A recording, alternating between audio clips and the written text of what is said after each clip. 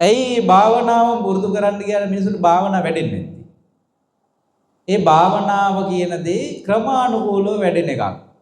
ඒවට මේ ශාසනයේ තියෙන සමස්තයම එකතු වුණාම තමයි කෙලෙස් ප්‍රහාණය වෙන්නේ. දාන, සීල, භාවනා පුරුදු කරන්න ඕනේ. පින්කම් කරන්න ඕනේ, භාවනා කරන්න ඕනේ, සීලය පුරුදු කරන්න ඕනේ, වදපිලිවෙත කරන්න ඕනේ, මෛත්‍රා කරුණා පුරුදු කරන මේ ඔක්කොගෙම එකතුවක් තමයි නිවන කියලා කියන්නේ. නැත්තම් මේ අකුසල් ගෙවෙන්නේ නැහැ. ගෙවෙන්නේ නැහැ. මොකද හේතුව අපි දැන් සමහර අය මම දැකලා තිනවා මේ සිල් ගන්න කැමතිත් නැහැ, මොකටවත් එන්නේ නැහැ. එයා ආනාපාන සතිය වඩනවා කියලා වඩනවා. ඒකට හේතුව අපිට ධර්මය ගැන ලොකු වැටහීමක් නැහැ. අපි දන්නේ ආනාපාන සතිය කරලා රහත් වෙන්න පුළුවන්. මොකද අපි දන්නේ. නමුත් මේ කාය දුස්චරිතය, වචී දුස්චරිතය ආදී දේවල් ගෙවෙන්නේ නැතු මේ භාවනාවෙන් හිත දියුණු වෙන්නේ නැහැ. හිත පිහිටන්නේ නැහැ. දැන් කියනවා ත්‍රිවිධ සුචරිතේ නැතුව සතිපට්ඨානේ හිත පිහිටන්නේ නැහැ. ඉතින් ත්‍රිවිධ සුචරිතය ගෙවෙන්නේ නැහැ මේගොල්ලන්ගේ. ගෙවිලා නැති නිසා එයා භාවනා කරන ජීවිත කාලෙම හිත වැඩෙන්නේ නැහැ. ඇයි යාගේ ඒක මේ වගේ එකක්. පොල් ගෙඩියේ දැන් පොල් ගෙඩියක් අපි අරන් එනවා. දැන් පොල් ගෙඩියක් අරන් ඇවිල්ලා අපි පොල් ගෙඩියෙන් කිරිමිරි කරනවද මේ පොල් ගෙඩිය පිටින්ම අරගෙන? ඈ? ඉතින් එහෙම කරන්නේද ඔළුවේ අමාරුවක් තියෙන්නේ බෑ. ඉස්සෙල්ලා මොකද කරන්නේ? පොල් උල ගාවට අරන් ගිහිල්ලා මේ පොල් ගෙඩිය ලෙල්ල අයින් කරනවා. දැන් ලෙල්ල අයින් කරලා කිරිමිරි කන්න යනවා. දැන් ඇත්තටම දැන් පොල් ලෙල්ල අපිට ඕනෙත් නෑ. මොකවත් අපිට ඕන මොනවද? පොල් කිරි ගන්න. දැන් පොල් කිරි ගන්නේ දැන් තියෙන තදියමට ලෙල්ල පිටින් මිරිගුවට කිරියනවද? පොල් කටු පිටින් මිරිගුවට පොල් කිරි ගන්න පුළුවන්. පොල් කෑලි දැන් අන්න අපි පොල් කෑලි ටික පීතලයක් දාලා අපි ගලව ගන්නවා. කට්ටත් අයින් කරලා. දැන් පොල් කෑලි මිරි ගන්න පුළුවන්. මොකද්ද ඔය කරන්න ඕනේ? ඕකාර හිරමණේට දාලා ගාන්න ඕනේ පොල්. ඊට පස්සේ තමයි යන්න පොල් කිරි ගන්න පුළුවන් තත්ත්වෙට එන්නේ. ඊට පස්සේ වතුර දාලා ඔන්න අපේ ප්‍රතිඵලය ගන්න. ඕම් ඔය වගේ තමයි මාර්ගඵල කියනවා. සමාධි කියනවා, ධාන කියනවා. අපේ මිනිස්සු කරන්නේ පොල් ලෙල්ල පිටින් දාගෙන මිරිකනවා ඔක ගිහිල්ලා. ඉතින් ටිකක් කාලයක්දී ඔන්න ඔළුවේ අමාරු එක්ක මොකක් හරි ලෙඩක් හදා ගන්නවා. ඊට පස්සේ ටිකක් කාලයක්දී බුදුරජාණන් වහන්සේටත් බයිනවා ටික කාලයක් යද්දී. ඊට පස්සේ තව ටිකක් කාලයක්දී කියනවා මම බුදු වෙලා කියලා. මොනවද මේ කොල්ල තියෙන්නේ? පොල් ගෙඩියේ ලෙල්ල පිටින් මිරිකපුවෙව්. කරන්න ඕනේ මොකද්ද? ලෙල්ල අයින් කරලා කට්ට අයින් කරලා එහෙම පිළිවෙලක් තියෙනවා. ආන් ඒ වගේ බුදුරජාණන් වහන්සේ දේශනා කරන පිළිවෙලක් තියෙනවා. ඒකයි කියන්නේ දාන, සීල, භාවනා ආදී පිළිවෙලක් කියන්නේ. එහෙම නැත්නම් බුදුරජාණන් වහන්සේ ඔය ඔක්කොම ටික නැති කරලා අපිට භාවනාව ගැන විතරක් කියන්න බෑ. දැන් සතිපට්ඨාන තියෙන මේ ඒකායනෝ අයම් භික්කවේ මග්ගෝ සත්තාන විසුද්ධියා සෝක පරිද්දවාන සමතික්කමාය නිබ්බාන සත්‍ය කිරියාය මේ නිවන් මඟ සාක්ෂාත් කිරීම සෝක වැළපීම් නැති කිරීම පිණිස මේක තමයි ඒකායන මාර්ගය කියලා කියනවා. මොකද්ද? සතිපට්ඨාන. එතකොට අනිත් දේශනාවල තියෙනවා මේ සතිපට්ඨාන ඒකායන මාර්ගය පුරුදු කරගන්න ඒ ධර්මයට පැමිණීම උදෙසා පුරුදු කළ යුතු අනිත් දේවල් ටික තියෙනවා. එතකොට සතිපට්ඨාන විතරක් ඉගෙන ගන්න පුළුවන් ද? පුරුදු කරන්න බෑ. සමහර අය දන්නේ ආනාපාන සතිය විතරයි. සද්ධාාවක් නැහැ, සීලයක් නැහැ, ගුණයක් නැහැ. පිනටත් ගරහනවා, දානෙටත් ගරහනවා. ධර්මයේ වැඩෙන්නේ අපි එක තැන පල් වෙනවා. ඊට පස්සේ මාන්නේ ආහංකාරකම උඩදුකම් වගේ ඒවා ලොකුවට හැදෙනවා. ඊට පස්සේ අං එනවා. ඊට පස්සේ ඉතින් අං ආපුවා මොකද කරන්නේ? වටේ පිටේ ඔක්කොටම අයින්නවා වගේ.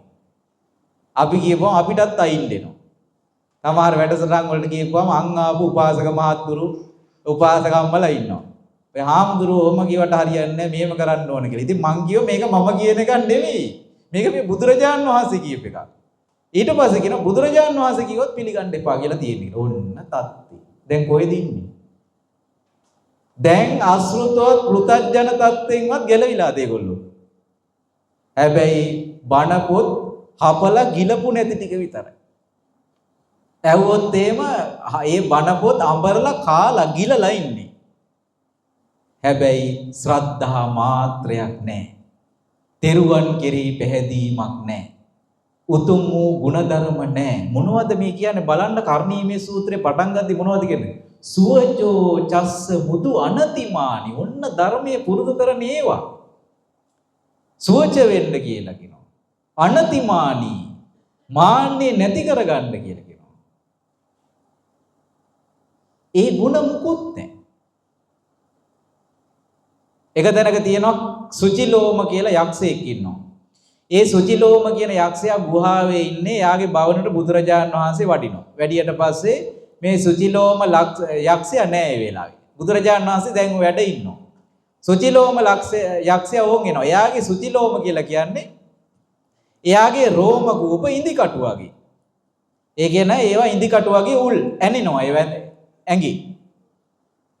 මේ සුචිලෝම යක්ෂයා ඇවිල්ලා බුදුරජාණන් වහන්සේගේ හේතු වෙනවා. ඇඟි හේතු වෙනවා දැන්. මොකද හේතු වෙන්නේ? අර අන්නන්න. ඊට පස්සේ බුදුරජාණන් වහන්සේ ඔන්න අයින් වෙනවා.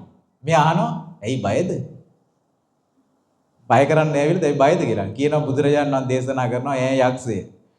දෙවියන් බඹුන් මරුන් සහිත ලෝකයේ කිසි කෙනෙකුට තථාගතයන් වහන්සේ තැති ගන්නවන්න බෑ කියලා කියනවා. තැති ගැනීම කියන දේ මගේ ජීවිතේ නෑ කියලා කියනවා.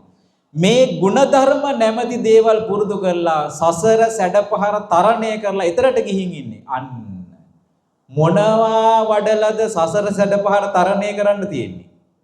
ಗುಣධර්ම වඩලා. ශ්‍රද්ධාව කියන්නේ ගුණයක්. සීලය කියන්නේ ගුණයක්. පවට බය කියන්නේ ගුණයක්. පවට ලැජ්ජාව කියන්නේ ගුණයක්. ප්‍රඥාව කියන්නේ ගුණයක්. ඉරිසියාව නැතිකම කියන්නේ ගුණයක්. ලෝභය නැති කර දැරීම කියන්නේ ගුණයක්. අහංකාරය, උඩඟුකම, මාන්නය මේ කෙලෙස් දුරු කිරීම කියන්නේ ගුණ. ඒ ගුණයි උපදවා ගන්නේ ශාසනය තුල. ඒ ගුණවල ප්‍රතිඵලය තමයි අමා මහ නිවන කියලා කියන්නේ. එහෙම නැතුව මේක සර්ටිෆිකට් එකක්වත් මේක උපාධියක්වත් මේක අපිට සමාජයේ බැබලෙන්න හම්බෙන්න දෙයක්වත් එහෙම නැතුව අපි දන්නවා කියලා කියන්න දෙයක්වත් හොයන එකක් නෙවෙයි මේ ශාසනය තුල තියෙන්නේ. අපි ගෙදරදී හොයන දේ ශාසනය තුල හොයන්න ගිහිල්ලා තමයි මිනිස්සුන්ට කෙලවරක් නැතුව වරදින්නේ. අපි ගෙවල් වල සමාජයේ හොයන ප්‍රසිද්ධිය තන බලලෝභය තමන්ගේ වැජබීම අපි බුද්ධ ශාසනය ඇතුලේ හොයනවා. බුද්ධ ශාසනය එහෙම එකක් නැහැ. බුද්ධ ශාසනයේ තියෙන සියලු කෙලෙස් අත්තර නිවනටපත් වීම. සියලු අකුසල් ප්‍රහාණය. හැබැයි අපි බුද්ධ ශාසනය ඇතුලේ ඒක හොයන්න ගියපුවාම අපිට නිවන හම්බ වෙන්නේ අපිට සතර අපාය තමයි හම්බ වෙන්නේ. එයි අපි බුදුරජාණන් වහන්සේගේ කොටස නෙමෙයි කරලා තියෙන්නේ. ගොඩාක් අය බුදුරජාණන් වහන්සේගේ කොටස නෙමෙයි කරන්නේ. ඒකයි ප්‍රශ්නේ. ඔය ශාසනය ඇතුළත ඔය දැන් පුණ්‍ය ආයතන ඔගීම් බලන්න කොච්චර බන්න තියෙනවද කියලා. මිනිසුන්ගේ ප්‍රශ්න විසඳන්න කලින් ඒ වගේ තියෙන ප්‍රශ්න විසඳලා ඉන්න ඕනේ. දායක සභාවල කොයිතරම් ප්‍රශ්නද? දායක සභාව හාමුදුරුවෝ එලවන්න හදනවා. ලොකු හාමුදුරුවෝ එලවලා පොඩි හාමුදුරුවෝ නායකකමටපත් කරන්න හදනවා. පොඩි හාමුදුරුවෝයි ලොකු හාමුදුරුවෝ බෙදාගෙන දෙන්නට වෙන වෙනම බිස්කට් ගිහින් දෙනවා. අනියම් මේ තියෙන ප්‍රශ්න. ඉතින් කොහෙද? නිවන් නෙවෙයි. ඒ මිනිස්සු යහතින් ජීවත් වෙලා හිටිය ලොකු දෙයක්. අපේ මිනිස්සු ධර්මයක අවසාන ඉලක්කය නොදැකීම නිසා ඇති කරගෙන තියෙන අරුබුද වල ඉමක් කොනක් පේන්නේ නැහැ. සමහර තැන්වල ඉදිකිරීම් කරන්න ගියපුවාම අහනවා ඇයි සල්ලි පෙන්නන්න දාවේ කියලා අහනවා. පුදුමයක්. ඒ කියලා කියන්නේ වෙන කෙනෙක් ඇවිල්ලා හැදුවොත් ඒතරින දායකයෝ ටික අරයට මොකද්ද කියන්නේ? අනේ මේ මනුස්සයා පිනක් කරගත්ත අපේ තැන හදලා දුන්නානේ එහෙම නෙමෙයි කියන්නේ. ඔන්න සල්ලි පෙන්නන්න අපිට ඇවිල්ලා. පුදුමයක් මේ ලෝකෙ මෙහෙම තියෙන එක සතුටු වෙන්න මේ ලෝකේ. පිරිහීම කිසි දෙයක් අනුමෝදන් වෙන්නේ නැහැ. කවුරුත් කරපු දෙයකට සතුටු වෙන්නේ නැහැ. ඇයි මං මේ මොනවා හරි පූජා කරපුවම අතගස්සන්න කියන්නේ? අනුමෝදන් වෙන්න එකත් අවබෝධයක්. අපේ මිනිස්සුන්ට අනුමෝදන් වෙන්න අවබෝධයක් නැහැ ගොඩක් මිනිස්සුන්ට. හරියට ගරහනවා. විහෙර විහාර හදනකට ගරහනවා. වෙන කෙනෙක් ඇදුවොත් එයා ඔය හදන්නේ නිදානයක් කරලා කියලා ඒකට ගරහනවා. කුඩු විකුණලා කියලා ඒකට බයිනවා. මේ ආධාරයක් ඒකට ඒකටත් බනිනවා. වනිල්ලක් මිස මන්නම් ඔය නිවනක් ගැන ධර්මයක් පුරුදු කරනවා ගැන මිනිස්සුන්ගේ දැකලා නැහැ. බැනිල්ලක් තියෙන. මට මතකයි මේ පන්සලක ඉතින් ආධාර රුපියල් මොකද්ද අවුරුද්දට රුපියල් 300ක් එකතු කරනවා. මේ අම්මලා ටික එකතු වෙලා බනිනවා. අවුරුද්දට කීයක්ද? රුපියල් මට දෙන්න හිතන රුපියල් 300. ලැජ්ජාවට මොකද්ද මේ වෙලා තියෙන්නේ කියලා. හරි ඉතින් අකමැති නම් නොදී ඉන්න. ඇයි මේ බයින්නේ? 100 කොළ තුනකට තීරෙන්නේ නැහැ මොකද්ද කියලා. අනේ පිටි සිටුතුමා දන් දුන්නා කියනවා 509කට දවසට 500කට දන් දෙනවා. දුප්පත් වෙලා ඉද්දි දන් දුන්නා කියලා කියනවා. කාඩි හොදී බතුයිත් දුන්නා කියලා කියනවා. දන් දීම. දන් දීමෙන් සතුට වන මිනිස්සු. කියනවා අංකුර රජතුමා කියනවා මට ඉල්ලගෙන ආවේ නැත්තම් නිින්ද යන්නේ නැහැ කියලා කියනවා. මට එහෙම මිනිස්සු හම්බෙලා තියෙනවා. බෙදාගෙන කාවේ නැත්තම් එයාට සතුටක් නැහැ. එයා මොනවා හරි කඩෙන් ගත්තොත් කාට හරි දෙනවා ගිහිල්ලා. දීලා තමයි කන්නේ. කියනවා ඇයි මං ඇහුවා ඇයි කියලා. ආමුදුනේ දුන්න නැත්තම් මට මේක කණ්ඩ හිතෙන්නේ නැහැ. මට සතුට දුන්නාම සන්තෝෂයි කියලා. අන්න එදා ඇවිල්ලා ඉතින්. අදාළ තැනට ඇවිල්ලා යා. ඒක අත්තා කෙනෙක් හිටියා. කඩල පැකට් එකක් ගත්තාම කඩේදීම කෙල ගහනවා ඒකට. කඩල පැකට් එක අරගෙන ඒකට කෙල ගහනවා. ඇයි ඒ වටේ ඉන්න කට්ටිය ඉල්ලයි කියන්නේ. මොකද්ද මේ සංසාරي කියලා හිතන්නේ. පෙරේත ලෝකෙට අත ළඟයි. මේ ලෝකේ අපි ජීවත් වෙන්නේ ටික කාලයයි. මුක් බෙදා හදාගෙන අනුභව කරන්න. තෘෂ්ණාව වෙන්න එපා. මේ මසුරුකම් තරම් ජීවිතේට විපතක් කරන දෙයක් තවත් නැහැ.